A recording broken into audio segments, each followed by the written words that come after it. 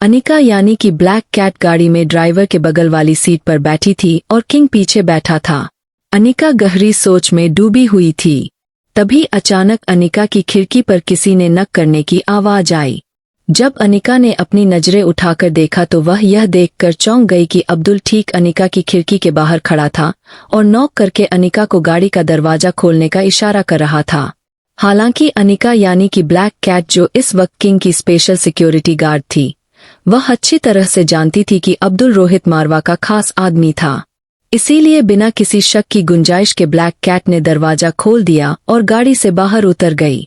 अब्दुल ने black cat की ओर देखकर कहा, तुम वहां पीछे वाली गाड़ी में जाओ, मैं यहाँ सर के साथ जाऊंगा। चिराग जो अब्दुल के ठीक पीछे खड़ा था, उसने ब्लैक कैट के बारे में काफी कुछ सुन रखा था। वो जानता था कि ब्लैक कैट को यह बात कभी भी मंजूर नहीं होगी कि वो आम सिक्योरिटी गार्ड की तरह ट्रीट की जाए। मगर खुद चिराग भी यह देखकर हैरान हो गया कि ब्लैक कैट बिना किसी आर्गुमेंट के चुपचाप पीछे वाली कार की ओर जाने लगी।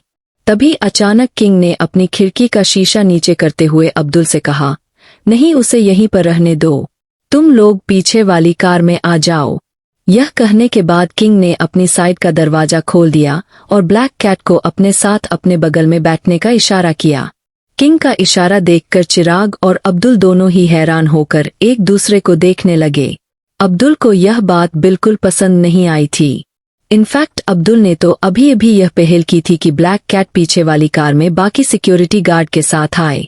मगर किंग को इतनी जल्दी एक नई सिक्योरिटी गार्ड पर इतना भरोसा दिखाते हुए देखकर अब्दुल को मन ही मन काफी हैरानी और नाराजगी हो रही थी।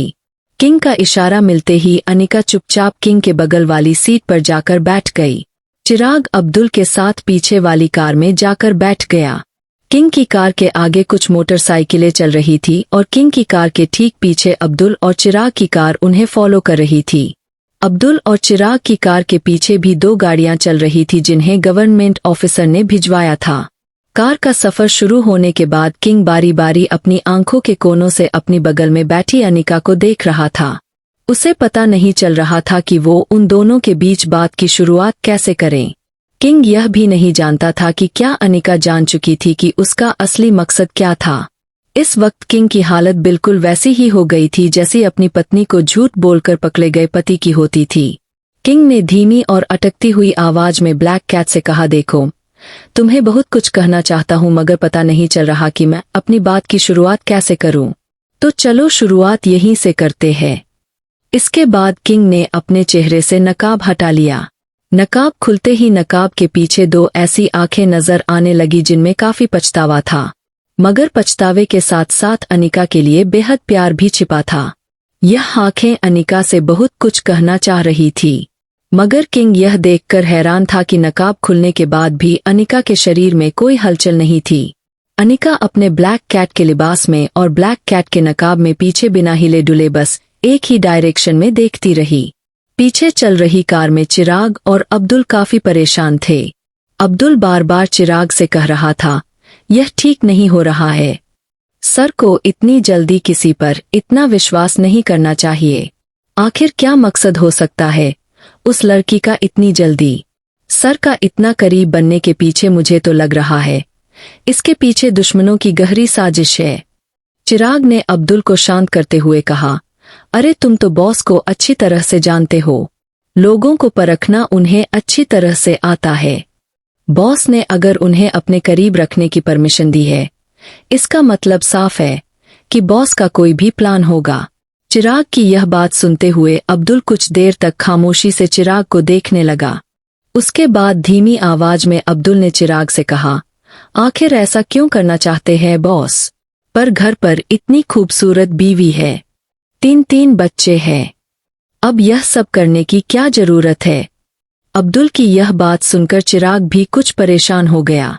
वैसे तो शुरुआती दौर पर अब्दुल को अनिका बिल्कुल पसंद नहीं थी। अब्दुल को यह बिल्कुल पसंद नहीं था कि बार बार अनिका रोहित के करीब आने की कोशिश कर रही थी।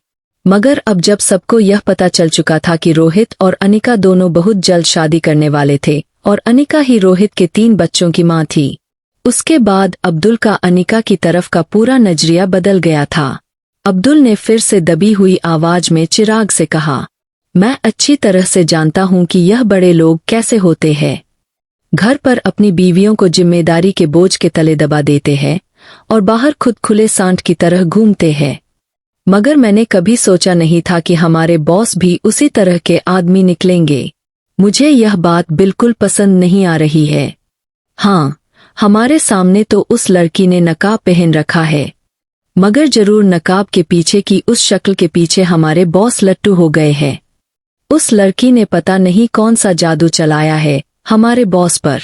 आज तक इतने सालों में बॉस ने कभी भी किसी अनजान इंसान को इतनी जल्दी अपने करीब नहीं आने दिया, खासकर तब जब वह एक लड़की हो। और अब अनिका मैडम के होते हुए 3 बच्चों के बाप होते हुए उन्होंने ऐसा कदम उठाकर बहुत गलत किया है। चिराग और अब्दुल दोनों को ही अपने बॉस के इस बिहेवियर पर काफी हैरानी हो रही थी, क्योंकि यह बात वह दोनों नहीं जानते थे कि ब्लैक कैट के नकाब के पीछे वाला चेहरा काफी जाना पहचाना था। वहां रोहित, जिसने अब अपने चेहरे से मास्क हटा लिया था, वह कुछ देर तक खिड़की से बाहर देख रही अनिका की ओर देख रहा था। अनिका की बॉडी में कोई मूवमेंट नहीं हो रही थी। नकाब हटाने के बावजूद अनिका ने किंग की ओर नहीं देखा था। किंग यानी कि रोहित, जिसने अपना नकाब हटा दिया था, वह समझ गया था कि अनिका यानी कि ब्लैक कैट उससे कितनी नाराज थी। धीरे से किंग ने अपने हाथ ब्लैक कैट के नकाब की ओर आगे बढ़ाए। हाथ नकाब तक पहुंचने के बावजूद ब्लैक कैट ने कोई रिएक्शन नहीं दिया था। बड़े ही धीरे से किंग ने ब्लैक कैट का नकाब हटा दिया और उसे वह चेहरा नजर आया जिसे देखने के लिए वह दिन रात तड़पता रहता था। खिड़की से बाहर झांक रही अनिका की आंखें बंद थी और मुंह जरा सा खुला था। वह गहरी नींद में सो चुकी थी।